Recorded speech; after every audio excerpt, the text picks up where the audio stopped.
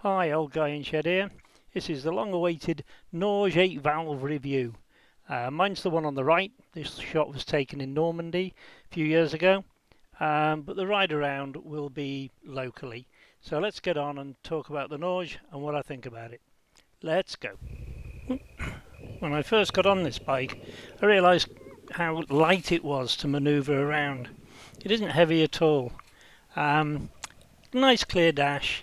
I do like the sort of smaller windscreen because it does lift up, of which I'll demonstrate later. We've now got another beautiful day here. This was shot a couple of weeks ago when we were having nice days. We haven't had a nice one since. And it really is generally a very nice piece of kit. The wing mirrors are well placed. You do get a good view from behind.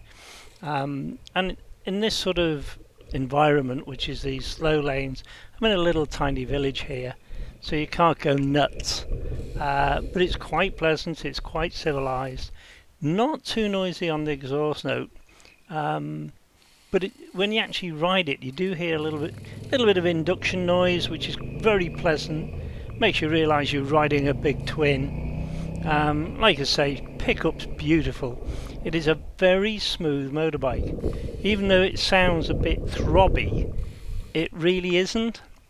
When you ride it, it's very, very, very smooth.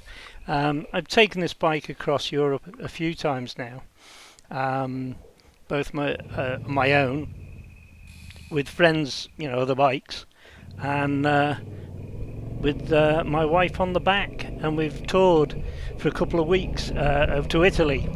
We did the Moto Guzzi factory tour, which was really interesting. Great tour.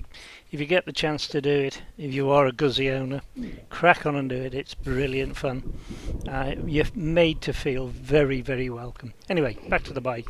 You go over things like that cattle grid there, and it really doesn't disturb the bike. The roads are a bit greasy at the minute, but you never feel that this is, you know, going to sort of break away. I'm sure it would, obviously, but it's a very sure-footed feel to it. Very, very smooth, very nice pickup. It's not over aggressive.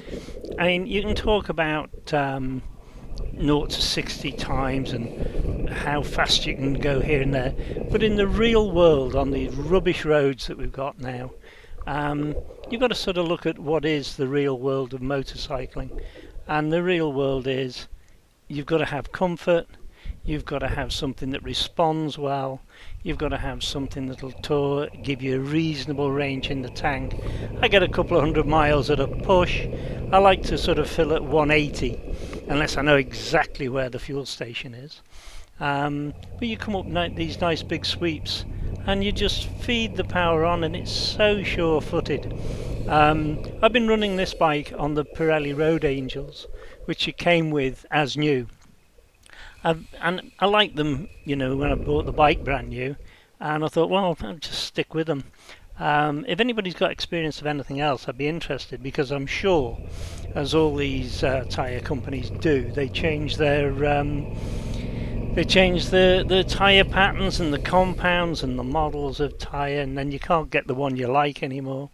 I mean, for years I used to run on battle axes, and always very pleased with them. So, any suggestions, I'm well prepared to listen to. Back to the bike. The one thing I would say about this bike, and you're not going to appreciate it from this video, is just how comfortable the seat is, and the ergonomics of it are just fantastic. It really is a bike that you can sit on all day and enjoy the countryside, enjoy the view, enjoy the road. Because it's just so comfortable. I don't get off feeling completely wrecked or stiff or too tired. And if that's what you want from a bike, I can't really recommend it highly enough. If you want something to really go up against a fire blade, forget it. This isn't for you. This bike is not a real tourer. It is the Norge. They call it the GT V8. It is a GT Grand Tourer. That's precisely what it is, and it's what it does really, really well. Like I say, you come up to the something like this now. We're coming up to a fairly tight roundabout, and this is where it comes into its own.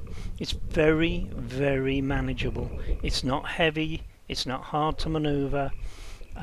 There's some weight to it. You do know you're on a heavy-ish bike, but it's not overly heavy. And like I say, the ergonomics make it very easy to deal with. Filtering like this past sort of heavy traffic is very easy to do.